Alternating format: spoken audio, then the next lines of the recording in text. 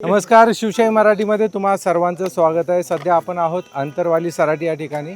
या ठिकाणी मनोज जरांगे पाटील यांच्या नेतृत्वाखाली एक बैठक पार पडली। या संदर्भात आपण मराठा बांधवांसोबत चर्चा करणार आहोत। त्यांनी घोषणा केलेली आहे की 30 तारखेपासून त्यांचं उपोषण आणि जवळपास महाराष्ट्रातल्या सर्व मराठा बांधवांना इथं जमा होण्याचं आवाहन केलेलं आहे। दादा, काय सांगाल, हे आवाहन कसं आहे आणि त्याला या आव्हानाला मराठा कशा पद्धतीने प्रतिसाद देतील?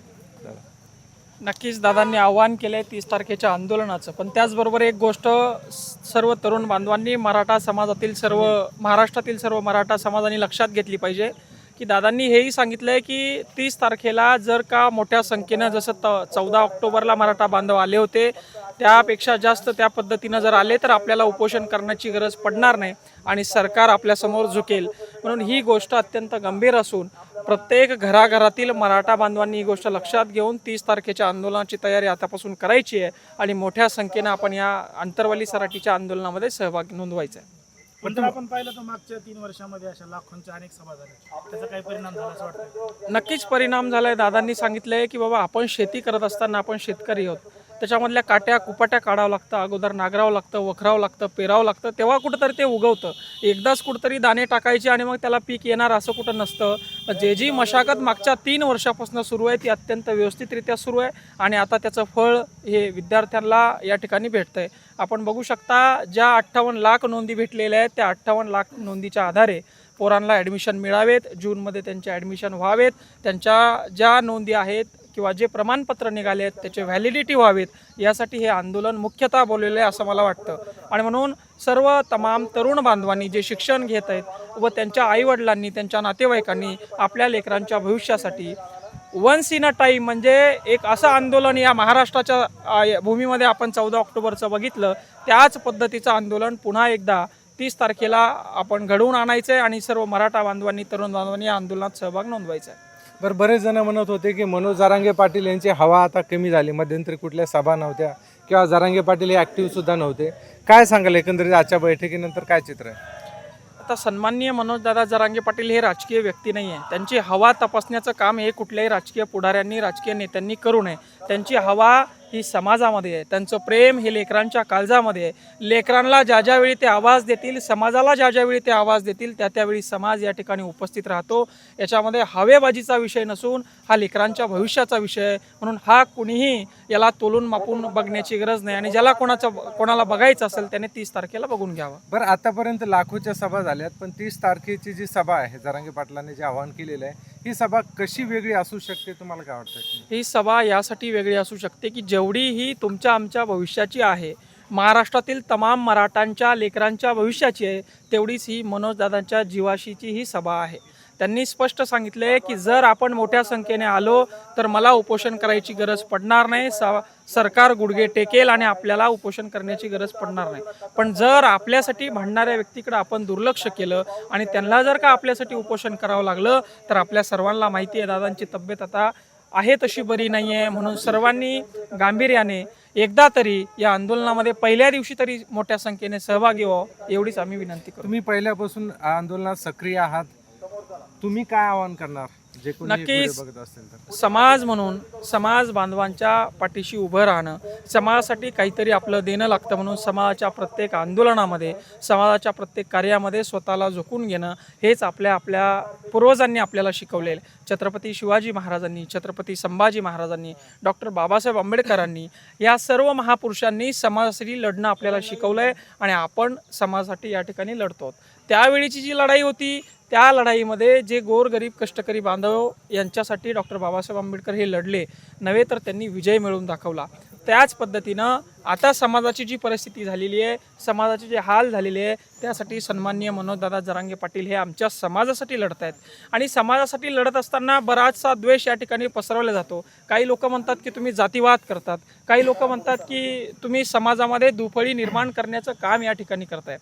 पण आमच्या हक्कासाठी लढणं, आमच्या हक्कासाठी आवाज उचलणं हा जर का जातीवाद असेल तर तो आम्हाला मान्य आहे। कारण आम्ही जर का आज पाटील की आमच्या असत्या, जर का 40-40, 50-50 एकर जमिनी आमच्या असत्या तर आम्ही भांडलो नसतो, आम्ही लढलो नसतो, आम्ही मोर्चे काढले नसते. पण आज आपण बघताय की आज लेकरांना शिक्षण घेण्यासाठी लाखो करोड रुपयाची फीस आम्हाला भरावी लागते आणि या आंदोलनामधून ती लाखो करोड रुपयाची फीस वाचणार आहे. लोकांना MBBSसाठी या ठिकाणी दादांनी ज्या पद्धतीने समजून सांगितलं, जेवढ्या काही शासकीय नोकऱ्या आहेत त्या सगळ्या नोकऱ्यांसाठी 58 लाख विद्यार्थ्यांना फायदा होणार आहे. 58 लाख विद्यार्थ्यांच्या नोंदी या ठिकाणी सापडलेल्या आहेत आणि त्या सर्व नोंदींवर व्हॅलिडेशनचं काम करण्यासाठी हे आंदोलन शेतकऱ्यांच्या लेकरांच्या भविष्यासाठी शिक्षणासाठी अत्यंत महत्त्वाचं आहे. म्हणून सर्वांनी गांभीर्याने या आंदोलना घेऊन 30 तारखेला या ठिकाणी उपस्थित राहायचं एवढीच एक विनंती. याआधी सुद्धा मराठा बांधव दोनदा मुंबईला गेले होते. पहिल्यांदा गेले होते त्यावेळेस असं म्हटलं जातं की सरकारनं गाजर दिलं. दुसऱ्यांदा हैदराबाद GR देण्यात आलं. तर हैदराबाद GR आता फसवा आहे आता असं म्हटलं जात आहे. तर हे सुद्धा गाजर होतं का, काय वाटतं? नक्कीच आता ज्या लोकांना फायदा होतो ते सांगत असतात, ज्या लोकांचं नुकसान होतं. आता काही लोकांच्या पोटात दुखतं. मराठा, जसं दादांनी सांगितलं, मराठा समाजाच्या लेकराचं भलं होत असेल तर तुमचा मित्र कुठलाही असेल, हिंदू असेल, मुस्लिम असेल किंवा इतर कुठल्याही जातीचा असेल, त्याच्या पोटात दुखायला नको.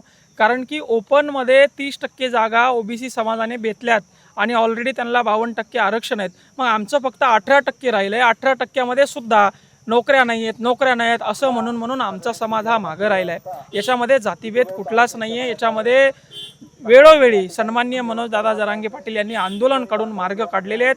पहिल्या वेळी ज्यावेळी मुंबईला या ठिकाणी गेलो होतो त्यावेळी सरकारनं फसवलं जरी असेल तर दुसऱ्या वेळी त्याचं प्रत्युत्तर सरकारला बघायला मिळालं आणि आता हे आंदोलन सरकारला झापणारं नाही. सरकारच्या हे लक्षात आलेलं आहे की एक साधारण माणूस, एक समाजासाठी झटणारा, त्याग करणारा माणूस काय करू शकतो हे सरकारच्या लक्षात आलेलं आहे. म्हणून आम्हाला देखील हे सरकारला दाखवून देण्याची आता गरज राहिलेली नाही. हा आंदोलनाचा जो 30 तारखेचा एल्गार आहे याच्यातून सरकार लवकरात लवकर मार्ग काढून उपोषणापासून दादाला परावृत्त करेल आणि समाजाच्या ज्या मागण्या आहेत त्या पूर्ण करेल अशीच एकमेव अपेक्षा कुठतरी आम्हाला आहे.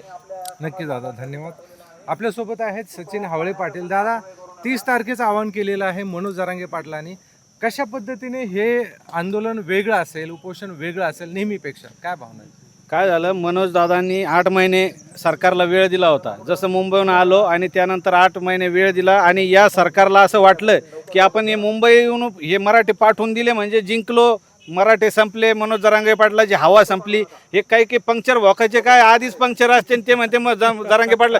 जेव्हा मराठ्यांना खाजवलेलं आहे, मराठ्यांनी दाखवलेलं आहे 14 ऑक्टोबरची सभा, नारायणगडच्या 2 सभा आणि मुंबईला 2 वेळा धडकलेले हे मराठे. आज फक्त पत्रकार परिषद ठेवली होती, हजारो मराठे नुसता सांगाव्यावर आलेले आहे.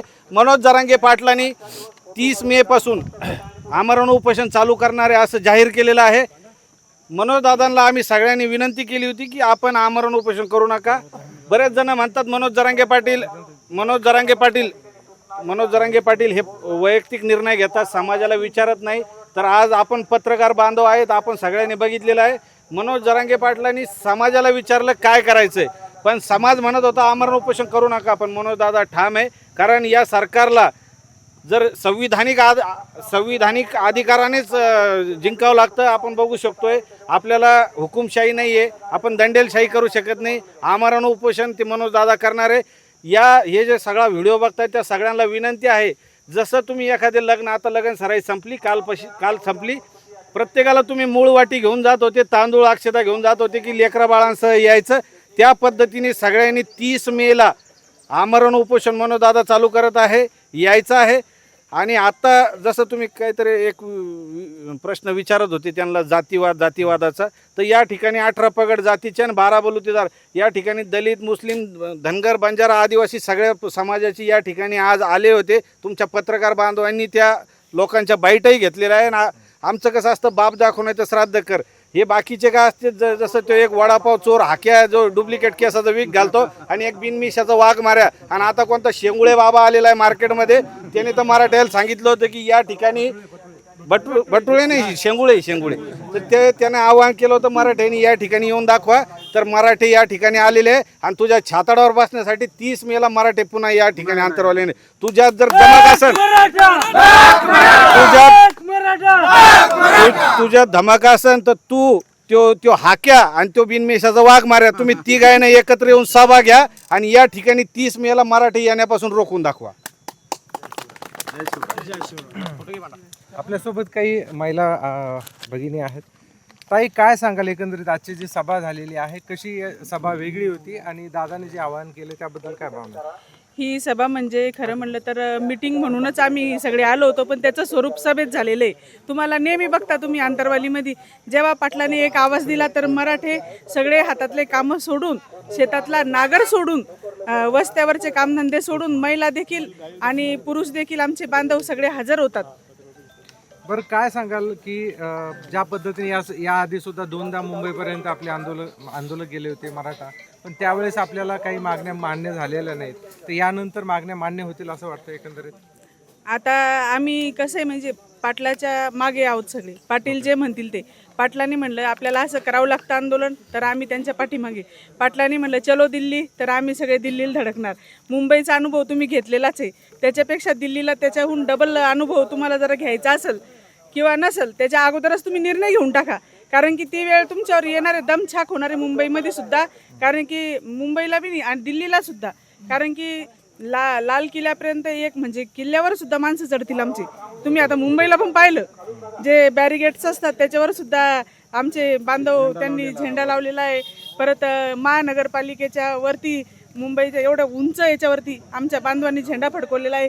हे विसरता कामा नये. आणि तुम्हाला जरा हा रोष आणि ही गर्दी जरा तुम्हाला अगोदरच थांबवायची असेल तर तुम्ही आमच्या हितामध्ये निर्णय घेणे गरजेचं आहे. कारण की आमचे दैवत आदरणीय संघर्ष योद्धा मनोजदादा जरांगे पाटील हे त्यांच्या जीवाचं जर काही बरं वाईट झालं तर याला आम्ही सगळे तर येऊच, पण महिलासुद्धा येणार आहे. तुमचं बंगलेसुद्धा नीट राहणार नाही. नेपाळचं आठवतं का तुम्हाला सगळ्यांना? नेपाळसारखी अवस्था या महाराष्ट्रातच नाही तर भारतात सुद्धा होणार आहे. तर तुम्हाला विनंती एकच आहे, आदरणीय देवेंद्र फडणवीस साहेब, मायबाप सरकार, की तुम्ही पाटील जे म्हणतायत त्यांच्या पूर्ण मागण्या पूर्ण करा. आणि तुम्हाला असंही द्यायचं आहे आणि तसंही द्यायचं आहे, त्यापेक्षा तुम्ही अगोदर गुण्यागोविंदानं आणि सकारात्मकरित्या तुम्ही निर्णय घ्या, अशी आम्हाला आशा आहे. धन्यवाद. चलो दिल्ली. बोलणार